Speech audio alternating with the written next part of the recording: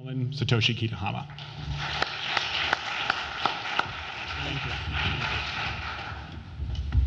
Thanks, Matt. I was always told never to take the space for speaking after everybody's had a full lunch, so I hope I don't put anybody to sleep. And I have been given 15 minutes to speak to you about the recovery in the Tohoku region. So I don't know if I'm going to be able to keep it within 15 minutes, but I'll see what I can do. Also, thank you very much for that warm introduction, Matt, but I'm only one person that represents thousands and thousands of people who have helped me and my organization and the people of Japan in this very difficult period following the tsunami that tragically struck the Tohoku coast of Japan last year. Following on from where Secretary Mineta made the point of remembrance tomorrow of 11 years since September 11th. This time of year, unfortunately, has a lot of remembrances for me, and this is now also coincides with a year and a half since the tragic events and the tsunami of last year in Japan. So it is kind of timely and a good time to start talking about what's happened previously in this year and a half and sort of what's still on the table going forward. Also, I grew up in New Orleans, and of course, we just recently had the 7th anniversary since Katrina, poignantly driven home by the fact that we were very nearly in the same situation with Hurricane Isaac. But it was because of Katrina that I had the opportunity to serve my country in the way that I was able to and bridge the US and Japan, two of the countries that obviously are very important to me. I am Japanese. I was born in Japan, but I grew up in the United States. I grew up in New Orleans. And so the events of Katrina really did strike quite close to me. My parents, my family, everybody was thankfully fine.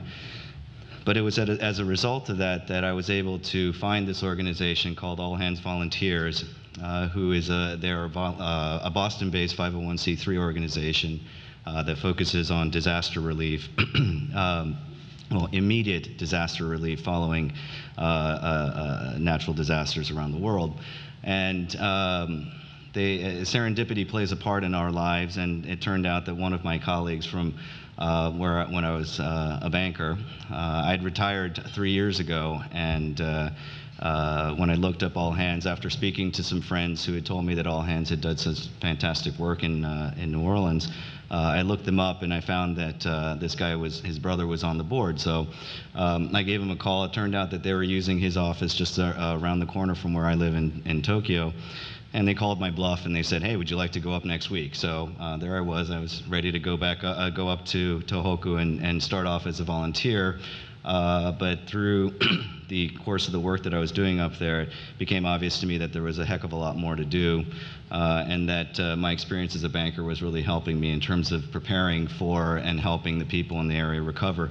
To say nothing of the fact that having grown up in New Orleans, I also had a bit of a playbook on which to go by in terms of the development after a disaster and what sort of happens as psychologically with the population in terms of donations and in terms of what is necessary in order to have true economic recovery. In one sense, though, I feel like the Greek tragedy character Cassandra, who had the vision and was always able to see the future, but nobody believed her. And I see a lot of the same problems that happened post-Katrina happening in Japan as well, with a lot of finger pointing towards the central government and the local government not being able to mobilize lots of money seeming to be available but not going to the right places. And then ultimately the recovery in New Orleans, which we've seen and really warms my heart, seeing the population go from 500,000 to 350,000 following Katrina, and now finally getting back up there, and also being on the list of Forbes's top places to do business in an entrepreneurial city, and with the focus in the economy in much better shape in New Orleans, to have the protections from nature in this $10 billion seawall that protected the city this time after with Isaac. But the key to New Orleans' success is clearly economics. And I think we've heard through in the morning sessions some of the comments made about the fact that the importance of money, the importance of businesses, new business creation in economics. So following the work that we did with All Hands, which the project that we were working on in Tohoku concluded in November, we made the decision to end the project because we didn't want to become a replacement workforce. We didn't feel that we wanted to be sitting around through the Tohoku winter if we didn't have to. The days are pretty short, so we also realized that the amount of effective work we can do out in the field would be curtailed. But moreover, when I was out in the field one day and one of the little old ladies came to me and said, you know, it's very nice what you're doing to clear this gutter here, but it's been flooding since before the tsunami. So, so that was kind of a big hint that maybe we were getting a little bit beyond the work that was necessary to for cleanup, for immediate disaster relief. But it also, but I was not fooled into thinking that, oh yeah, we did a great job in our job and we finished. No doubt we did amazing work. We housed over 1,200 volunteers from over 30 different countries, including Ambassador Roos, who came up and volunteered with us for a day and helped clean out a car dealership in Ofinato and in southern Iwate, where we focused our attention.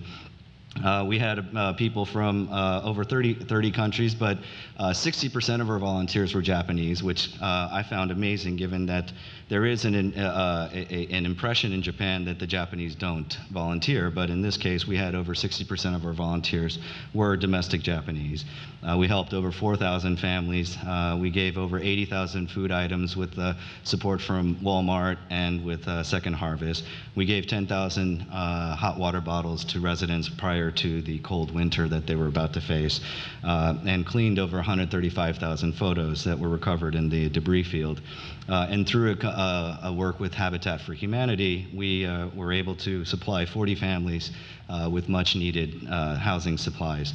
So we had accomplished much, but there is no doubt that this is just the tip of the iceberg.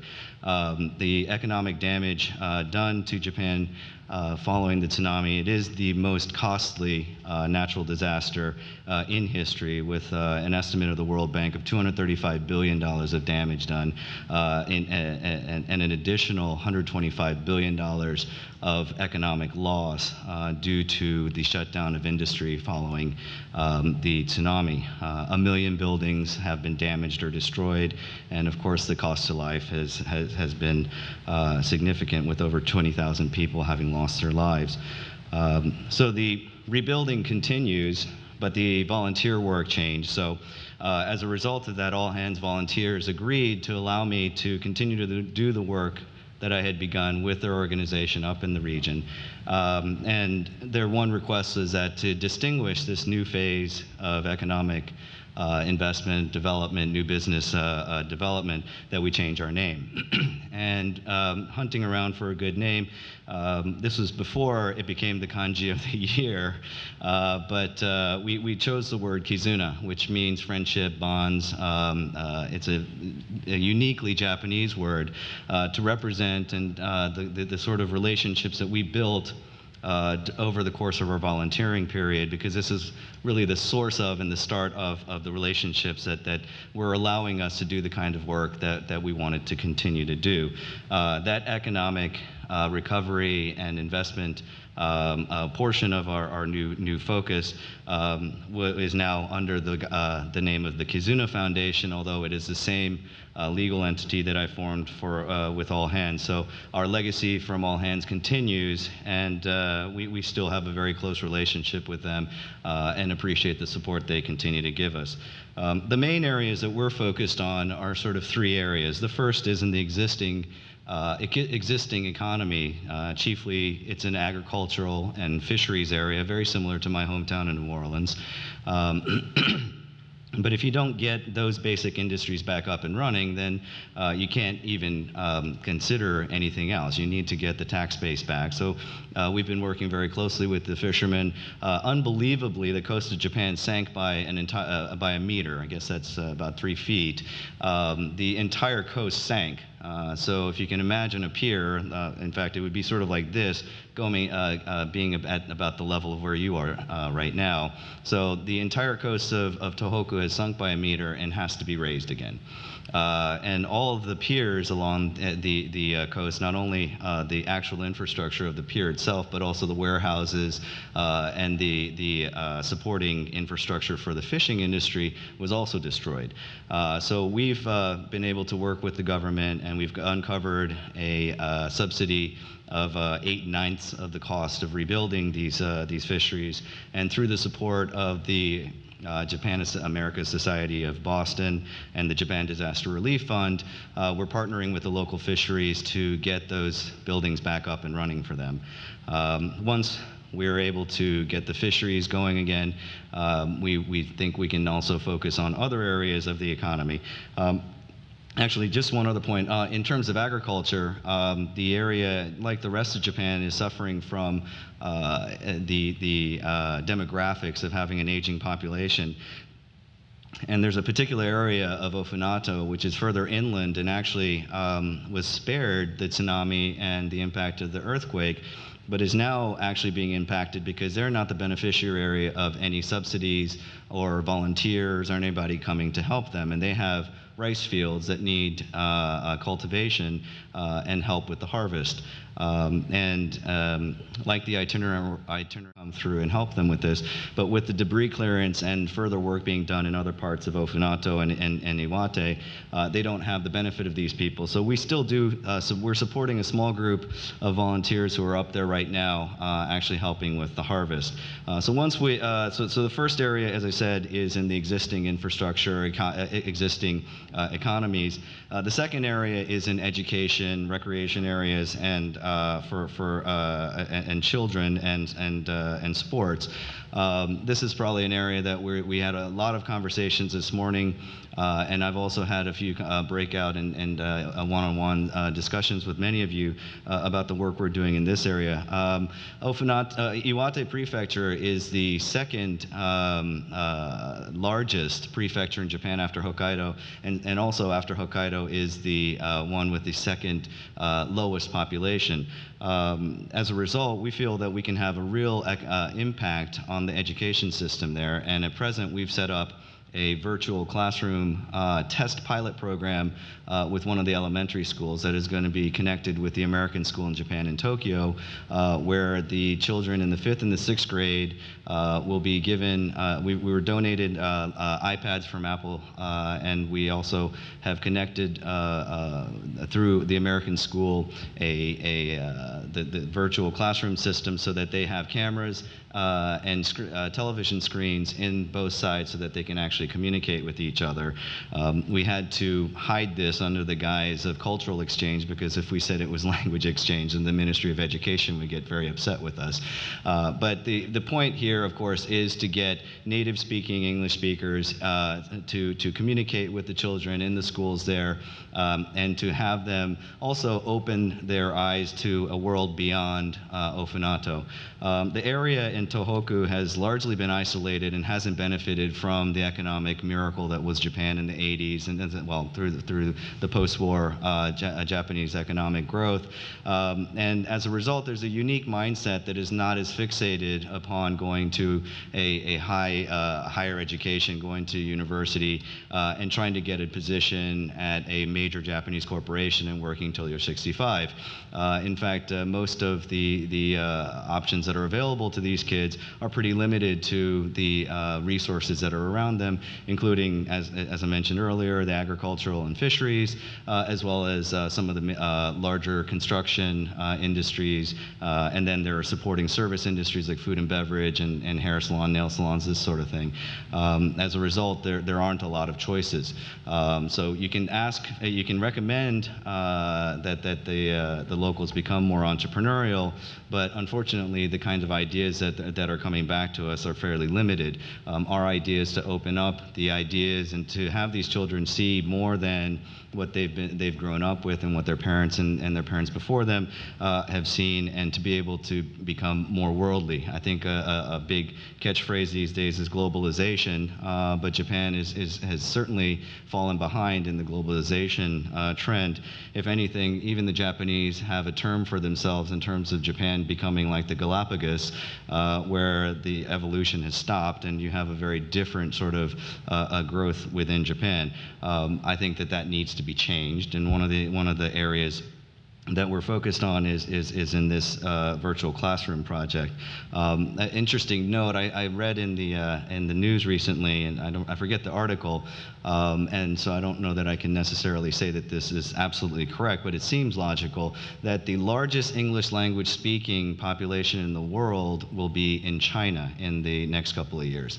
So to the point that was made earlier, when you had people from the universities in Japan and China and other parts of Asia, Korea, I believe, and one or two others, that the common language that was used there was English is quite a poignant remark, and I believe that's quite critical to the success in the Tohoku region of giving the people of Tohoku an opportunity in the future. The third area that we're focused on is really kind of a big amorphous gray area of just creating new business. I'm very pleased to have Secretary Mineta here, because one of the areas that we're considering is in transportation. Tohoku has always been isolated, and because of the geographic layout of the land with what they call the Rias coast, which is basically fjords, although it's only 500 kilometers or 300 miles as the crow flies from Tokyo to Ofinato and southern Iwate, where I've done most of my work, it takes 5 hours to get there. To put that in perspective, I asked for a Midwest example, but no one gave me one. But this is sort of the distance of Boston, New York, or LA, San Francisco, or Paris, London. And all of these areas, these major metropolises, are connected by major transportation, so that it takes, if you fly, less than an hour to get to these places. In order for real economic development and for those areas to be taken seriously, it's my belief that we need to have better logistics. And I went to the airport authority in Japan. And of course, the first thing they said was, well, we can't build it because we're already being accused of having built too many airports. And to be sure, if you go to the Western Japan or other parts of Japan, there are many, many airports. But the southern and the Tohoku area, the southern part of Iwate and the Tohoku area are very poorly served by airports. Unfortunately, as a banker, I'd done some airport financing, and I knew that you need about 500,000 people in order to support daily consistent air traffic. Unfortunately, this area of southern Iwate has only about 150,000 people. If you go within a 50-kilometer radius, you can get just under 500,000, but those people are then closer to Sendai or to Morioka, and there are major airports and bullet train terminals there, so they can take the train.